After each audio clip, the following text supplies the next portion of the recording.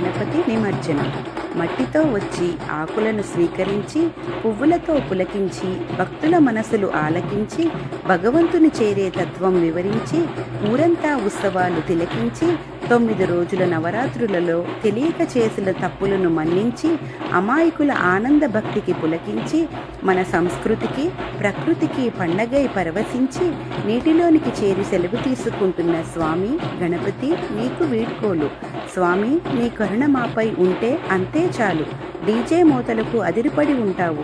మేం తెలిసి తెలియక చేసిన తప్పులను మన్నించు స్వామి.